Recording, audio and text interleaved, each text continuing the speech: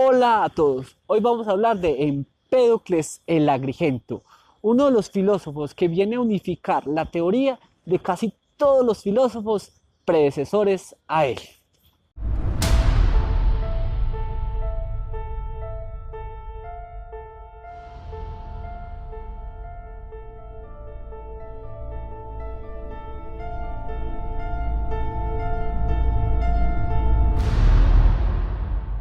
Este filósofo, digamos que parte de su biografía tiene características bien particulares. La primera es que era un gran poeta. La segunda es que era un gran filósofo, que es, digamos, por eso precisamente que está en este video. Y la otra es que también era un gran médico. Era tan buen médico que, que fue uno de los que evitó una de las grandes tragedias que ocurrieron en Sicilia. Recordemos que él es de Agrigento, entonces hubo un gran problema con una peste y gracias a él, que él era algo así como un curandero, una especie de chamán, se logró curar gran parte de la gente y de esa manera no murieron. Otra gran característica pues que tenía él era que se le consideraba algo así como un semidios. De hecho, uno de los mitos sobre su muerte es que él, ya cansado de su vida, decidió tirarse a Lerna y luego salir de Lerna e irse a los cielos como un gran dios. Pues que esa es la característica más particular de él. Y recordemos que ahí también hay un parte descendencia pitagórica, y recordemos que los pitagóricos también tenían esa parte mística que hacía que uno creyera que eran casi unos semidioses. Por eso Empédocles también se reconoce como el filósofo que también era un cuasi dios. La otra parte interesante de Empédocles es que él, contrario a lo que era Heráclito, él era un gran demócrata, le gustaba mucho la democracia y de hecho no participaba activamente como obtener cargos importantes, sino que él decía que todos debíamos participar de manera democrática y de esa manera tener los gobiernos donde nosotros seamos los que eligiéramos a los gobiernos. En la Grecia antigua existieron varios filósofos que trataron de explicar el origen del mundo a partir de sus observaciones o de su simple razonamiento. Aquí nos vamos a centrar un poco más en los filósofos que ya están más cerca a este, que son precisamente Pitágoras con su noción matemática, Parmenides con la noción del ser y de que las cosas no cambian, y Heráclito con la noción de que todo cambia. Aquí tenemos estos tres filósofos que van a ser, digamos, el centro de Empédocles.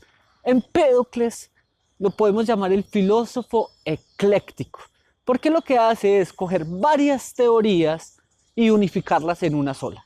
Esa unificación la podemos llamar un eclecticismo neto. ¿Y quién fue? Primero empecemos hablando de quién fue Empédocles. Pues Empédocles fue alumno de Parménides. Por lo tanto, uno podría estar pensando que Empédocles eh, cree que las cosas deben permanecer completamente estáticas, completamente quietas. Hasta ahí pareciese que tiene algo de razón. Precisamente porque él está de acuerdo con la tesis que dice más o menos. Bueno, vamos a ver uno de sus fragmentos. Seres pueriles, porque no piensan profundamente, quienes creen con firmeza que pueden hacer lo que no existía o que las cosas perecen por entero, destruyéndose completamente, porque lo que en modo alguno existe es inconcebible que nazca nada, que lo existente desaparezca por entero es tan imposible como increíble, pues estará siempre allí donde está situada cada cosa. Este texto nos puede poner a reflexionar sobre algo. Primero que todo, aquí se ve bien marcado que la línea de Empédocles es completamente parmínea. Pero aquí es donde viene la diferencia. Él decía, si realmente el arjé, recordemos esa palabra, si realmente el arjé fuera solo una cosa, pues entonces ahí tendría o sería imposible reconciliar la teoría de Parménides y Heráclito. Pero él dice, no, existen cuatro elementos. Por eso la teoría de Empédocles va a ser la teoría de los cuatro elementos. ¿Cuáles son esos cuatro elementos? El agua, el fuego, el aire y la tierra. Ya teniendo estos cuatro elementos, él dice, no, absolutamente nada cambia. Cuando el agua se une con la tierra, pues se forma una nueva cosa, pero esa nueva cosa no quiere decir que el agua haya dejado de ser agua y la tierra haya dejado de ser tierra. Pensemos en un ejemplo bien sencillo para que notemos esa diferencia. Si usted pone a sudar un arroz, pues el arroz, lo básico para un arroz es sal, arroz, agua y aceite. Y obviamente la relación del fuego. Resulta que cuando usted tiene el arroz que se va a comer, no es que el aceite haya dejado de ser aceite o el arroz haya dejado de ser arroz, sino que lo que hizo fue una mezcla que posteriormente se va a separar. Esa es la parte, digamos, bien particular de Empédocles. Primero tenemos que hablar de los cuatro elementos. Esos cuatro elementos van a ser los que digamos que van a ser los que generen o degeneren las cosas. Ya hablando de estos cuatro elementos, Empédocles propone que debe existir otra cosa más que haga que estos elementos tengan cierto movimiento. Y ahí es donde introduce la noción de la discordia y el amor. Entonces, ¿qué hace el amor? El amor es la fuerza que hace que las cosas se vayan atrayendo. Y la discordia es lo que hace que las cosas se vayan separando. En ese sentido, ¿qué significa? Entonces pensemos que el amor es esa relación que hay entre lo que es semejante con lo no semejante. Es decir, esa interacción que va a haber entre el agua y el fuego, eso es amor, porque son dos cosas que no son semejantes. O la relación que va a haber entre el agua y la tierra. Eso es lo que llamaría él el amor. Mientras que la discordia es solamente la relación que hay entre lo semejante o la atracción entre las cosas que son semejantes entre sí. Eso quiere decir, por ejemplo, el agua y otra agua un poco diferente, ¿cierto? Pero aquí hay que tener en cuenta lo siguiente. Empédocles quiere mostrar o quiere demostrar que efectivamente Parménides en cierta medida sí tenía razón, porque nada surge de la nada. Eso sí tiene que quedar muy claro. Las cosas siempre van a ser iguales.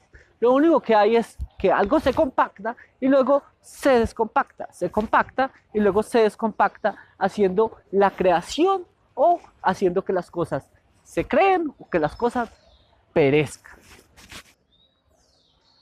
La siguiente parte sería hablar del ciclo cósmico en Empédocles. El ciclo cósmico tiene 4 fases. La primera fase, el amor lo gobierna todo sin oposición y permanece todo en una sola esfera que vamos a llamar el Esfairos. Este es precisamente lo que llamamos el dios de Empédocles, o la estructura del dios empedoclidiano llamado el Esfairos.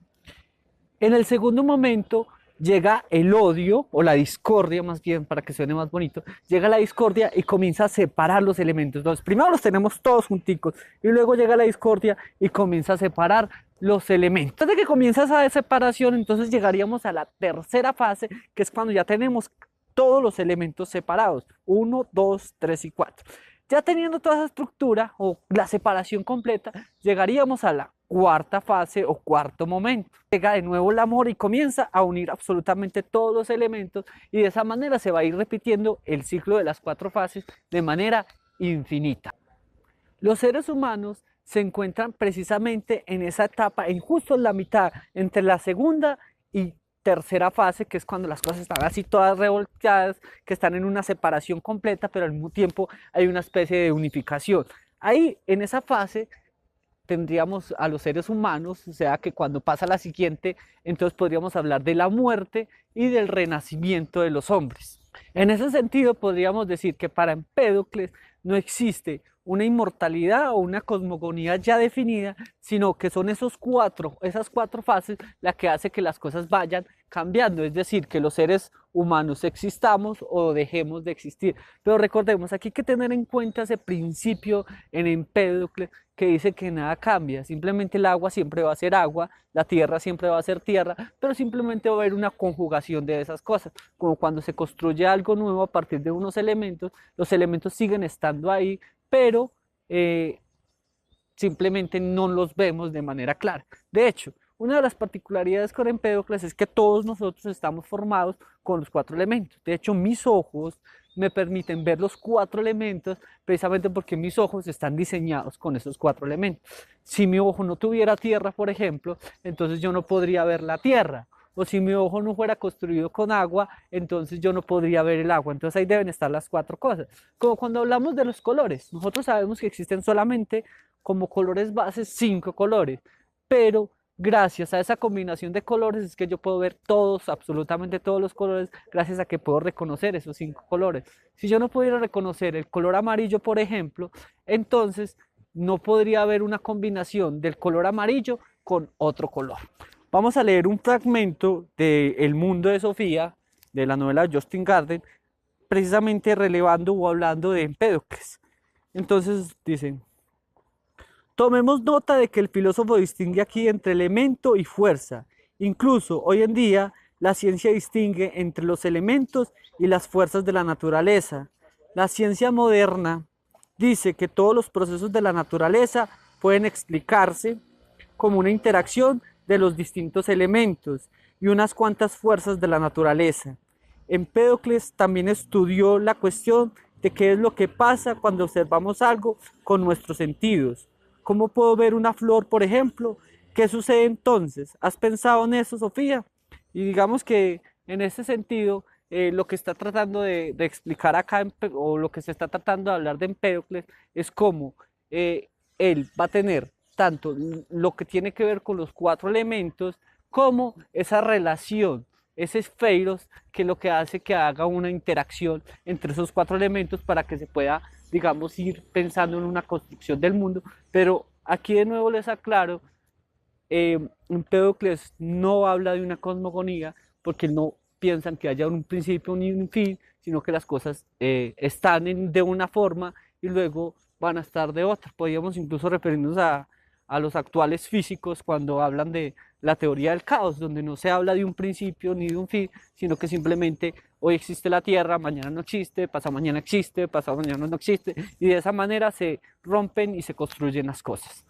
Muchas gracias por ver este video y espero vean mis próximos videos.